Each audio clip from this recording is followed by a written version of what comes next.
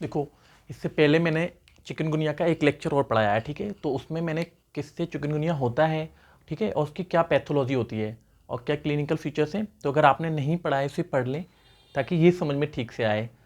और ठीक है, आज इसमें हम क्या पढ़ाएंगे, क्या क्या इन्वेस्टिगेशन करना चाहिए और क्या ट्रीटमेंट करना चाहिए। तो देखो, जैसे क्लिनिकल फीचर्स मैंने पढ़ा रखे हैं, थोड़ा सा देख लो। जैसे मान लो क्या होता है, जैसे वायरस क्या हुआ, मान लो जैसे वायरस ने एंट्री करी आपकी बॉडी के अंदर और वायरस को एंटीबॉडीज जो तुम्हारी बनी थी उसने एरेडिकेट कर दिया इम्यून सिस्टम, ठीक है।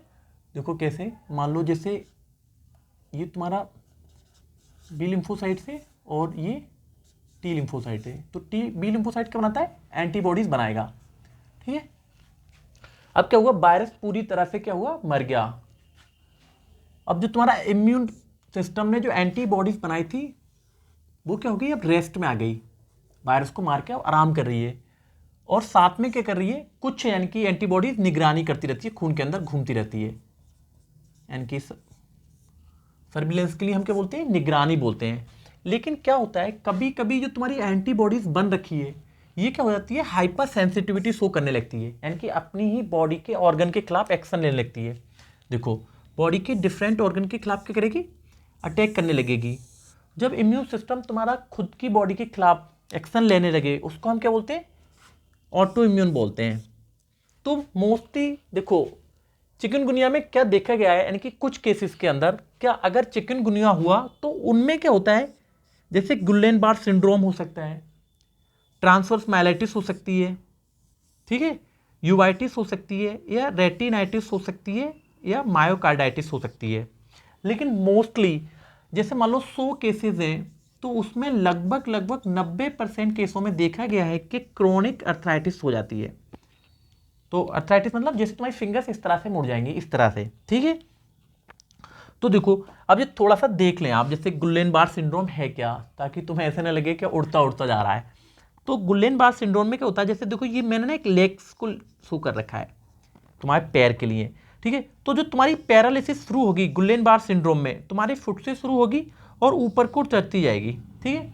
फिर तुम्हारे लेग से क्या पे, हिप पे आ जाएगी, हिप से क्या होगी तुम्हारे एब्डोमेन से, फिर ट्रंक से, इस तरह से।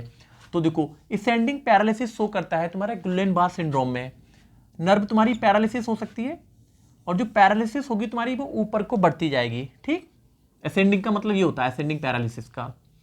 अब दूसरा है तुम्हारा ट्रांसवर्स माइलाइटिस, देखो ये मैंने लिख रखा है। तो इसमें क्या होता है, जैसे सपोज ये देखो मैंने शो कर रखा है, स्पाइनल कॉर्ड बना रखी है, ये मैंने कि पूरी स्पाइनल कॉर्ड का एक छोटा सा हिस्सा मैंने दिखा रखा है।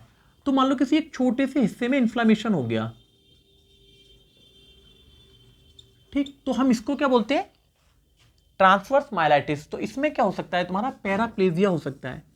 पैराप्लेजिया का मतलब समझते हो, तुम्हारे पैर दोनों पैरालिसिस हो जाएं, या यूरिनरी इनकंटिनेंस। यूरिनरी इनकंटिनेंस का मतलब है तुम्हारा यूरिन जो पेशाब है उसे रोक नहीं पा रहे हैं, या फिर कॉन्स्टिपेशन, यानी कि तुम्हारा स्टूल बहुत टाइट हो रखा है और पास नहीं हो रहा।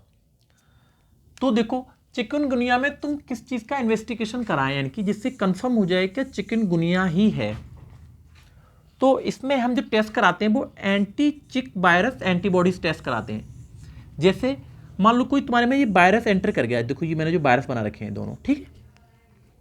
तो क्या करेगी, टी लिम्फोसाइट इसे रिकग्नाइज करेगी और बी लिम्फोसाइट को सिग्नल देगी कि आप एंटीबॉडीज बनाएं। तो ये एंटीबॉडीज बनाएगी और ये एंटीबॉडीज पूरे तुम्हारे ब्लड के थ्रू पूरी बॉडीज में मूव करेगी। हम इन्हीं एंटीबॉडीज को ही पता कर जाते हैं, यानी कि अगर वायरस एंटर कराए तो एंटीबॉडीज जरूर बनेगी और इसी एंटीबॉडीज का पता कर लें। या फिर दूसरा है पीसीआर, पॉलीमरेज चेन रिएक्शन। तो इसमें क्या करते हैं, जो वायरस है यानी कि चिकनगुनिया का जो वायरस होता है वो आरएनए वायरस होता है, तो हम आरएनए वायरस को डिटेक्ट करते हैं। ट्रीटमेंट क्या कर सकते हैं, देखो इसका कोई ट्रीटमेंट नहीं है, स्पेसिफिक ट्रीटमेंट नहीं है चिकनगुनिया का। तो इसमें हम करते क्या है, जैसे मान लो अगर उससे फीवर है, फीवर तो चढ़ेगा, तो उसमें हम पैरासीटामोल देते हैं ताकि उसका फीवर कम हो जाए, 625 मिलीग्राम में या 600 मिलीग्राम में, ठीक है। जॉइंट में पेन होता है या पूरी बॉडी में दर्द होता है तो उसके लिए भी हम पैरासीटामोल देते हैं, ठीक है। अगर वॉमिट कर रहा है तो उसके लिए हम क्या देते हैं, ऑन्डनसिट्रॉन देते हैं। अब देखो, अगर वॉमिट कर रहा है तो फ्लूइड का लॉस होगा तो हम उसे बाहर से फ्लूइड दे दें। तो ये दिख रखा है मैंने, फ्लूइड इंटेक को बढ़ाना है तुम्हारे लिए। न्यूट्रिशन को उसके मेंटेन करके रखना है, तो उसमें क्या कर दे सकते हैं हम खाने के लिए? एक तो नारियल का पानी दे सकते हैं, गाय का दूध दे सकते हैं, पपीते के पत्ते का रस दे सकते हैं, या विटामिन सी। ये मोस्ट है, यानी कि विटामिन सी आपको देना है। विटामिन सी में जैसे संतरा है, कीवी है, अमरूद है, और जैसे तुम्हारा आंवला है, तो विटामिन सी के फल उसे खूब खिलाएं। और देखो जैसे क्या होता है, हाइपर सेंसिटिविटी शो करता है तुम्हारा, यानी कि चिकनगुनिया का पेशेंट, तो उसे रोकने के लिए क्लोरोक्विन दे सकते हैं या हाइड्रोक्सी क्लोरोक्विन, यानी कि 150 मिलीग्राम में। TDS मतलब होता है 3 टाइम्स। ठीक है, तो ये क्या करेगा, तुम्हारा हाइपर एक्टिविटी को रोकेगा इम्यून सिस्टम के। तो आज तुम्हारा चिकनगुनिया कंप्लीट हो गया। ठीक है, और कल को हम रेबीज पढ़ेंगे। ठीक है, थैंक यू।